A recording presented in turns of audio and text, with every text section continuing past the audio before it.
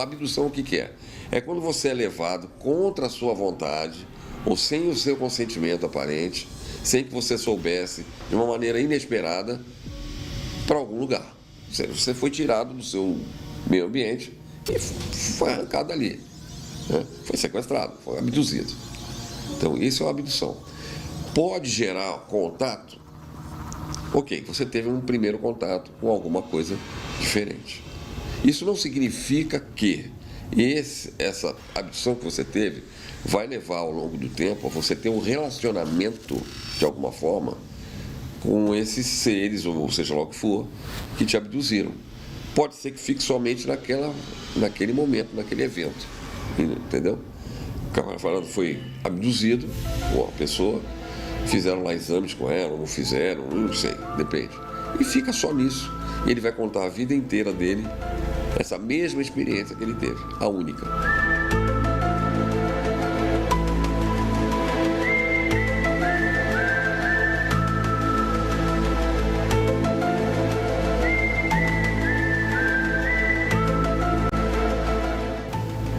Começou com 6 anos de idade, no litoral de São Paulo, num local chamado Mongaguá, bem conhecido dos paulistas, ali na Praia Grande. E eu fui levado para algum lugar que hoje eu presumo ser uma nave, né, deles. E lá eu tive esse contato. Eles me tiraram da praia de noite. E uma determinada noite eu escutei um apito no meu ouvido e eu acordei com aquilo, né? E estava todo mundo dormindo. Eu acordei e como se eu já soubesse, uma coisa automática, eu me levantei, coloquei uma roupa tal, de praia e fui em direção à praia. Obviamente um lugar muito deserto naquela época. Eu fui e me sentei na areia da praia e fiquei olhando as estrelas. Quando eu dei por mim, eu vi um ponto de luz, e quando eu dei por mim novamente, eu já estava em outro lugar. E a partir dali foi que desenrolou esse contato, né, onde havia uma mulher muito alta, de 1,90 m mais ou menos. Imagina para uma criança de 6 anos, então era bem alta. E ela me deu a mão e a gente começou a andar por dentro de um local que era sempre em curva, um corredor cilíndrico. E ela me mostrava as coisas dentro do corredor. E ela me vendo que eu estava curioso, mas eu não alcançava porque eu era pequeno, a altura da janela para enxergar para o outro lado. Ela me pegou no colo, me levantou, e aí eu vi como se fosse, bem diferente, mas é como se fosse uma espécie de berçário, tá? Onde haviam 2 ou, não me lembro bem, 3 bebês. E aí eu fiquei olhando para aquilo ali, e ela pegou, apontou para mim e apontou para dentro do berçário. Existe umas 2 ou 3 vezes. Não falou uma palavra, em nenhum momento. Me colocou no chão novamente e eu, dado por satisfeito, continuei naquele corredor com ela, de mão dada, até que chegamos numa parede. Terminou o corredor, enfim, uma parede. Só que aquela parede se abriu, como se fosse uma porta, e havia um outro compartimento, uma outra sala, né? E havia um camarada lá dentro, né? Era um cara muito mais alto que ela, devia ter uns 2,30 m de altura. E ele veio, me deu uma mão, me colocou num lugar que parecia um banquinho, mas não era, porque era uma coisa que saía do chão, já era teriça, em frente de um painel, como se fosse essa mesa aqui. E havia uma tela enorme na frente, fechada. Eu vi que estava fechada. E eu estava muito curioso, ele veio, não sei o que ele fez, aquela tela se abriu, e eu vi uma escuridão, não vi nada, né? Então ele, sentado ali, ele começou a pegar em algum lugar embaixo daquela mesa, daquela coisa, ele começou a pegar uns negócios retangulares, 12 por 15, 12 por 10, 15 por 10, eram umas plaquinhas como se fosse de aço escovado, leves de alumínio, como se fosse alumínio, uma coisa muito leve, onde haviam gravuras de símbolos em baixo relevo e alto relevo. Ele ia colocando aquelas plaquinhas no meu colo e deixava, vamos dizer assim, 3 a 5 segundos. Ele retirava a placa, guardava, pegava a próxima, até acabar. Eu não sei quantas placas foram.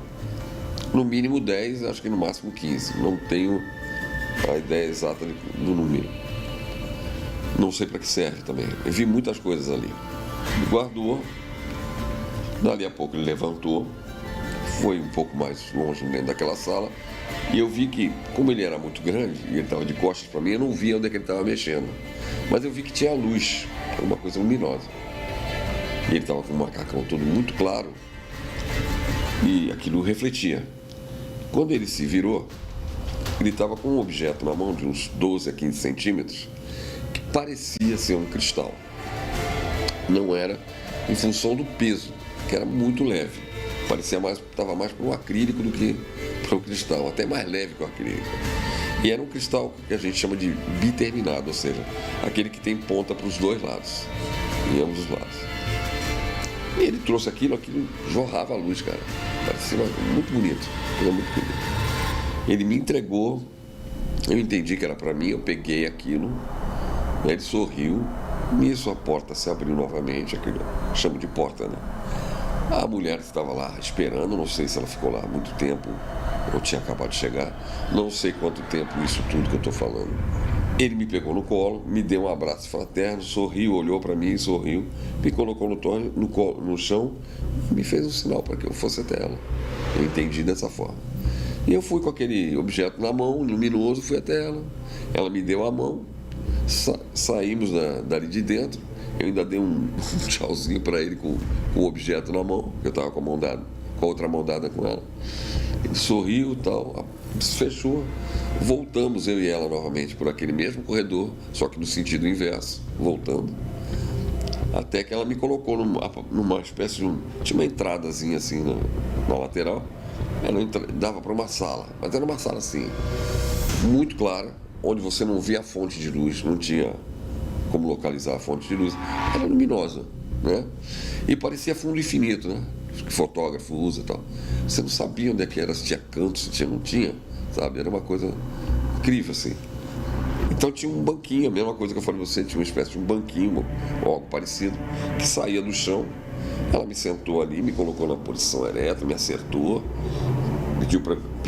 colocou minha mão na outra ponta do cristal, que eu ficasse, tal, alinhou assim a minha coluna, fez um sinal de despedida para mim, que eu esperasse. Ela saiu, ficou numa janelinha do lado de fora. Eu percebi que aquilo começou a girar, porque dava uma sensação, só que eu não senti nenhuma tontura, não. Eu não sei se era eu que estava girando, se era a sala que estava girando, ou o que era. Eu realmente até hoje eu não sei. E aquilo durou pouquíssimo tempo. Quando eu dei por mim, eu estava naquela mesma posição, sentado na praia, da onde eu havia sumido, no mesmo ponto. Só que, ao invés de ir no banco, eu estava sentado na areia, com aquele objeto na mão, naquela posição que ela havia me colocado. Só deu tempo de eu olhar assim, alguma coisa, e eu vi um ponto de luz no céu disparando e desapareceu.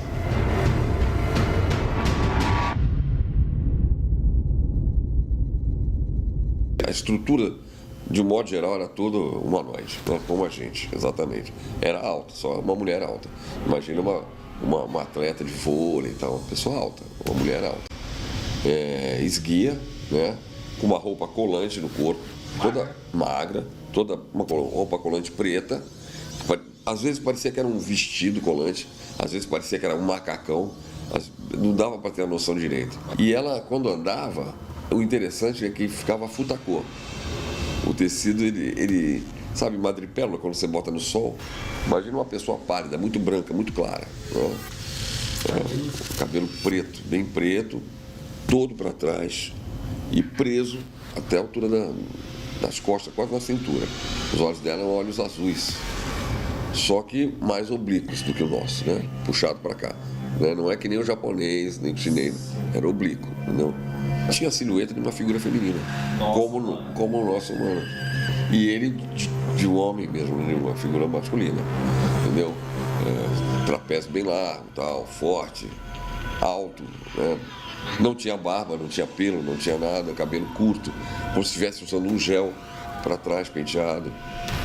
E olhos oblíquos também, só que verdes. Onde eles pisavam não tinha nenhum tipo de salto, como os nossos calçados. Não havia. Imagina um uma calça tênis. Sim. Inteiriça. Algo assim, mas sem cadastro, sem nada. Né? Pensando nessa história toda, eu falei assim, ela quis dizer alguma coisa com isso. Né? Para que ela ia fazer isso? A minha teoria é que eles estão nos observando.